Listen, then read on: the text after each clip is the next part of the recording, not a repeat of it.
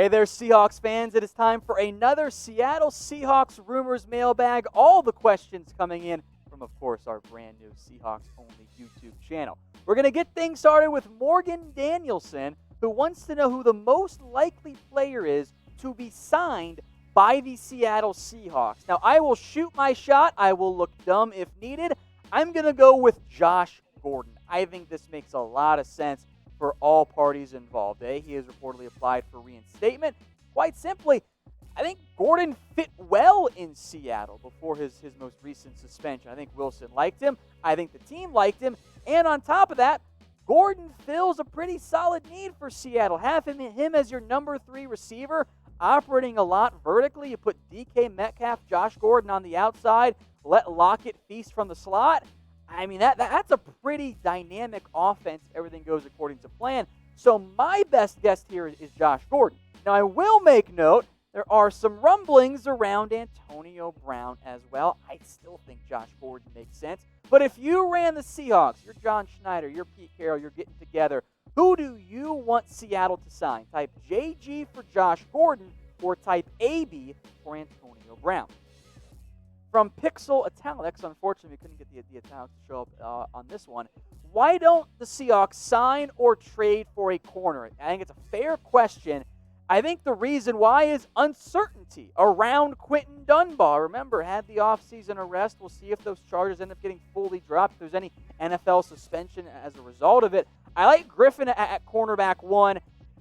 I don't think Seattle's fully out on Trey Flowers, although I'm not the biggest fan of him. I want to see what Ugo Amadi has potentially as a nickel corner.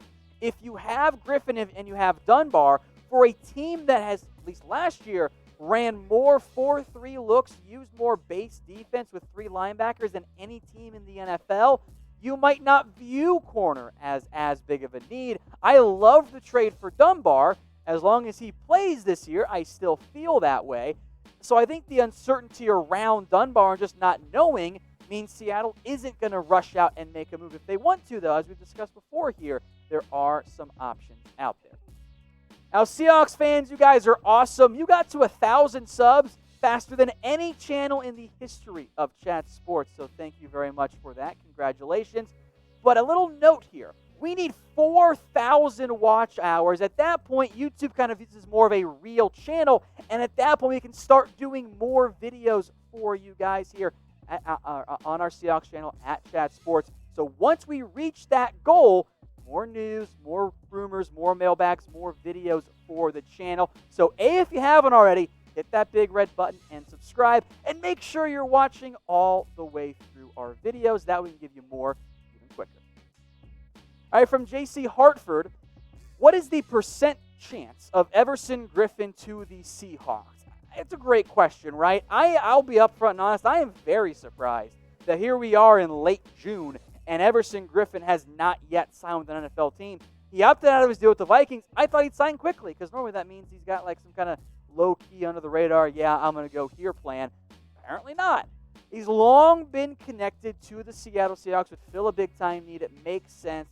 You guys know that. I think he'd be cheaper than Clowney as well. Maybe once camp starts back up, when Griffen can go visit more easily like he allegedly wants to, it makes some sense. I don't have a great percentage. I think I'll put it maybe around like 35-40. I think the plurality goes to Seahawks. I think they'd be the favorite. But I want to hear from you guys too. On a scale of 1 to 100%, or I guess 0 if you want to throw in that as well, what are the chances the Seahawks will end up signing Everson Griffen? You guys knew there were going to be Jamal Adams questions on this Seahawks Rumors mailbag. From Daniel, one of several, and we didn't bring all of them on, how likely is it that Seattle trades for Jamal Adams? I'm telling you guys there's a chance here. First off, Seattle is on Adams' preferred list of trade destinations. It makes sense. He wants to go to a winner and a contender, and that's certainly Seattle. If I am the Seahawks, how can you not have interest? I know maybe safety isn't the biggest need for the organization, but this is Jamal Adams. I mean, that is a top 5 player at his position, and he's super young. If you can add that guy, I think you have to go pursue it. Now, the biggest problem here is that the Jets don't want to trade Jamal Adams, and this might be a surprise to some. It actually takes 2 teams to pull off a trade. Now, Daniel also threw in a trade proposal. He said Bradley McDougald and a first or second. You got to give up a first. I don't see any scenario right now in which the Jets would even consider trading Jamal Adams unless you're getting an incredible player back, and Bradley's just not that at this point in his NFL career. Never was, never will be, frankly, and not give up a first-round pick. So you're going to have to do that if you are the Seattle Seahawks. Maybe you guys say no. Let me know in the comment section as to who you think accepts that trade, Seattle or the Jets. All right, Seahawks fans, we have your own YouTube channel for you guys at chatsports.com/SeahawksTV. Now, I'll let you guys in on a little secret here. If you're watching this on our main channel right now, this video, a longer version of it, is already up on our Seahawks channel. You guys need to go subscribe. We're going to be putting a bunch of videos up there for you guys. There are no YouTube ads on this video or future ones right now. This video is posted there first. And of course, if you're a Seahawks fan, well, it's Seahawks fans only. That way you guys don't have to deal with all the trolls. So if you guys have not already, join the fastest growing Chat Sports YouTube channel by heading over to chatsports.com/SeahawksTV. I'll give you guys a chance here. The ad break's coming up. Go check out the pinned comment. I have the full YouTube link right there. Over now to Cameron K. Wants to know about a Danielle Hunter trade because the Vikings need to pay Cook and may switch to a 3-4 defense. Cameron, your football eye is good because the Seahawks should definitely have interest in Hunter because he's awesome. Here's the problem. The Vikings aren't going to trade him. You don't trade away a defensive end who is coming off back-to-back 14.5+ seasons because you got to pay the running back. That's just not what you do. Also, doesn't save them money this year. So there's 4 years left on his deal. He's not going anywhere. And although the Vikings might move to a 3-4 scheme, 3-4 outside linebacker and 4-3 defensive end, it's the same role. Hunter's job is to get to the quarterback. He does a great job. The Vikings are not going to move on from him. Over now to Bauta. Would you rather trade Jamal Adams or sign Jadeveon Clowney? There were quite a few of the, either or involving Jamal Adams. HR Oaktree mentioned trading Jamal Adams, or trading for Jamal Adams, or Yannick Ngakoue. It's a great question, right? I mean, we've talked a lot about Adams and a lot about Clowney around the Seahawks, so we'll focus a bit more on Yannick this time around. Very promising young edge. Wants to get paid more than Clowney. So you're kind of doing a balancing act here in terms of who you would rather add. First off, cast your votes for me down in the comments section as to who you would rather acquire if you had a chance to run the Seahawks. Clowney, type C. Adams, type A. Ngakoue, type N. Clowney is the cheapest in terms of the contract, in theory, at least it should be, and you don't have to trade for him.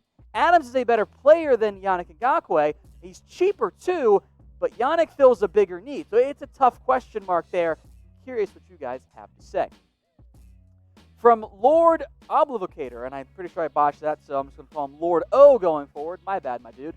The division has gotten a lot tougher. What are your standings for the NFC West? Who is your first to fourth in order? How funny that you asked that. I've got it for you.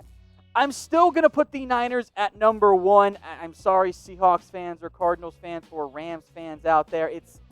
I just think that they're still the better team. I do think Seattle, and if you can go back and watch our NFC playoff projections, I think Seattle's going to be a playoff team, especially with expanded playoffs. I think the Cardinals are a team on the rise, so I'll put them number 3, but I think Seattle checks in at number 2. So who will win the NFC West? Let me know what you guys think in the comment section. Do you think it's going to be the Seahawks? I know we got all Seahawks fans watching in there. Maybe you think it's the Niners. If you think it's Seattle, maybe it's because they have the best quarterback in the division by far in one Russell Wilson. And speaking of Wilson, hey, his jersey is on sale with our friends over at Fanatics. Head over to chatsports.com/RussJersey. You can save 20%, both the navy and the gray. I prefer the navy. I think it looks way better than the gray, but that's just me. Those are fully stocked, by the way. Chatsports.com/RussJersey. I'll put that link in the comments and in the description for you guys. From Quackerilla, it's a unique name, Who are some 2021 prospects the Seahawks could go for in next year's draft, especially if Chris Carson's future with the team were questionable? Well, you can go so many different directions. I'll try and narrow it down a little bit more here for us. Let's focus on the running back side, especially if Rashad Penny can't stay healthy and Chris Carson ends up leaving. Early top 5 for me. Travis Etienne out of Clemson, Hubbard out of Oklahoma State, Najee Harris out of Alabama. Kenneth Gainwell put up some bonkers numbers for Memphis. He is once again the next Memphis running back that's going to go in probably the first 4 rounds in the NFL draft. And then a sleeper that I'm a big fan of is one Journey Brown at Penn State. Kind of took over that starting role at the back half of the year and put up some impressive numbers. So if you're worried about Carson long term and you don't want to pay a running back, which I'm on board with, just draft someone in round 2 or round 3, might get pretty solid production. Now, looking ahead both this year and even down the road, what do you guys think is the biggest need for the Seattle Seahawks? Is it running back? Is it offensive line? I think offensive line has been a big-time need for Seattle, although they have gotten better the past couple of seasons. Speaking of the offensive line, Big Boy 54. Do you think the right side of the offensive line will struggle due to shorter practice? Well, dude, kidding. I know you meant due to. That is a very valid concern, especially because that right side of the offensive line, I mean, it might end up being all new players. Like Damian Lewis, I think, has a good chance starting. I liked him coming out of LSU. That was one of my favorite Seahawks draft picks this year. Brandon Shell coming over from the Jets. Now, you might see some players move around. Maybe Ethan Pochek finally ends up earning a job. Cedric Ogbuehi is terrible at football. You don't want him starting.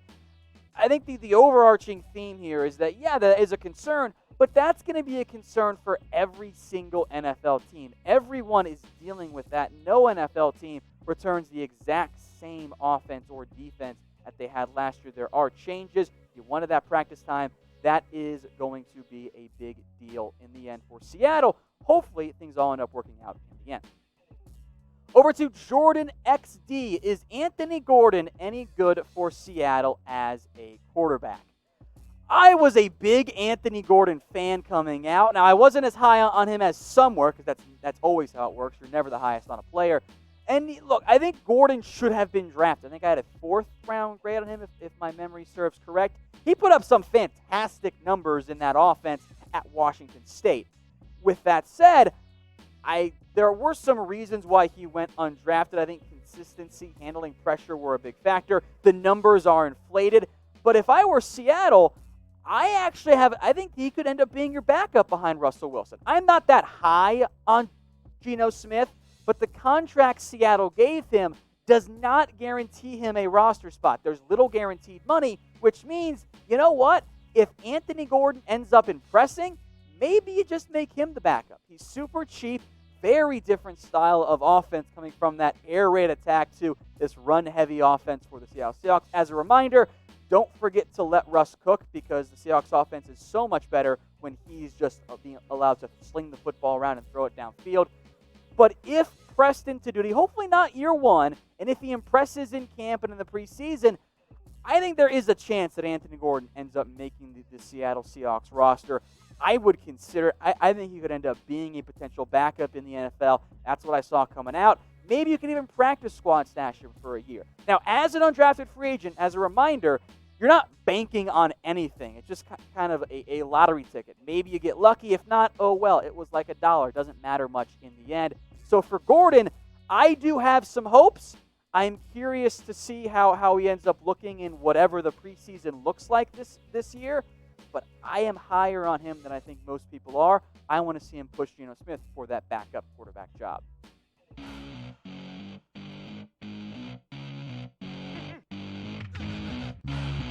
No, you're right.